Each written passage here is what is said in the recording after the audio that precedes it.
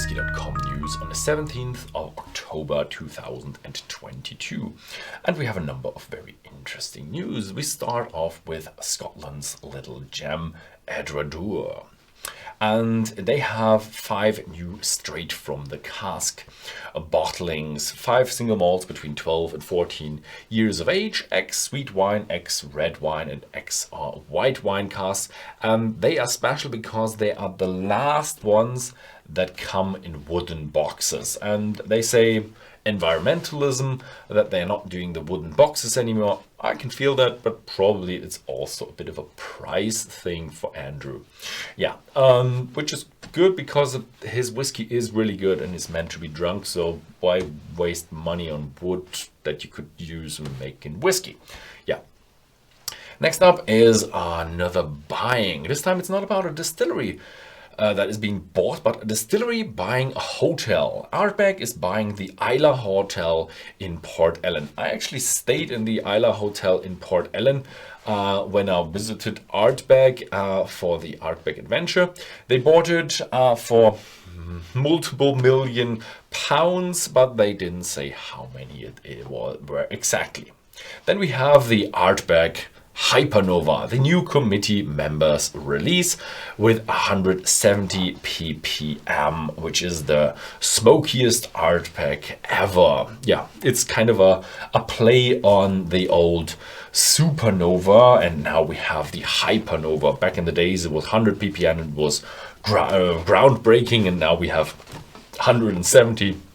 Yeah, next groundbreaking. Then we have another news from Port Ellen.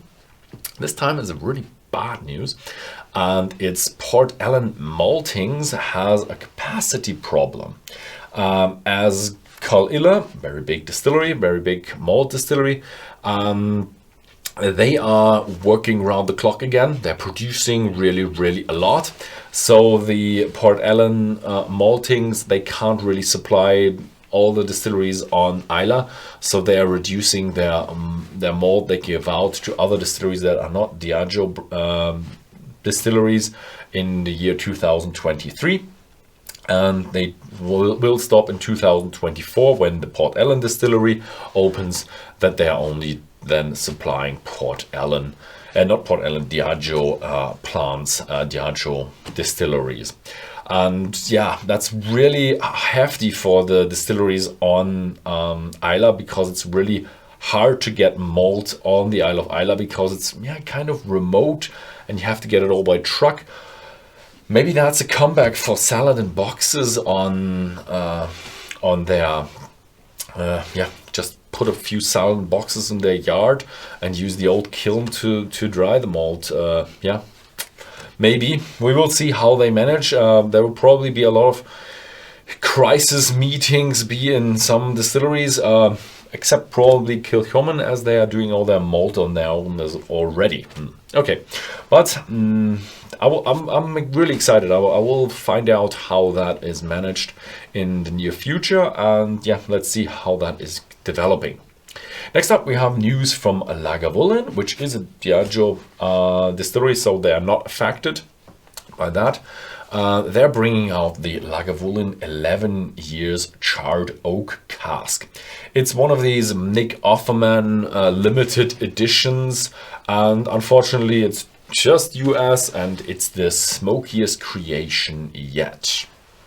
Yeah, then we have Nc'nean, and they are changing their recipe. And yeah, it's a young distillery. They can change their recipe without breaking decades of tradition. It's just there for a few years already. And they want to reduce their number of STR casks, want to increase their number of bourbon casks, and also introduce a few Oloroso sherry cask into the recipe. And they actually tell you when they do that. They have numbered their batches, and now they have a different coding system, so there will be letters in them. So if you see them with the letters, it's the new recipe, and it's expected to be somewhere around December. Then we have another news from Islay. It's the Octomore brand from Bruichladdich, and Octomore 13 is coming out in 3 variants, and they are as always, cask strength. This time they're 5 years old, no chill filtration, no coloring, and hopefully I will get one of these on my cask as well. Then we have news of very, very, very expensive whiskey as of every week. This time it's Chivas Royal Salute Forces of Nature 53 years. It's a blend. 21 decanters are being filled. This time I don't think it's ceramics, it's glass. And it's the beginning of a new series and they start off with 41.4% ABV with 53 years. That's probably cask strength, and their suggested retail price is 93,000 euros. So yeah, as I said at the beginning, very, very, very, very expensive whiskey. And then this was it with the Scotch, and let's move over to the Irish whiskey. Jameson is bringing out something new, and that's the new single pot still from Jameson. It's from malted and unmalted barley. 46% ABV, no age statement. It was matured in a combination of 5 different casks: ex-bourbon, ex-sherry, American, European and Irish virgin oak casks.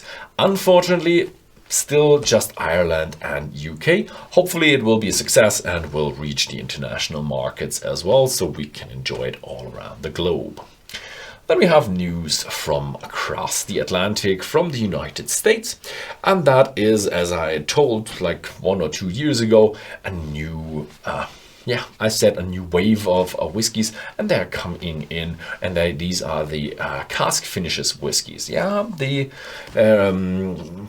Basil Hayden is bringing out their red wine cask finish, and it's still Kentucky straight bourbon. You have to mature it in American oak casks, fresh American oak casks, and then afterwards you can finish it like any other Scotch you want to. And it's partly matured in Californian red wine casks. Sounds very nice. That was it with the US. Let's move over to Canada. We have a small news from Canada.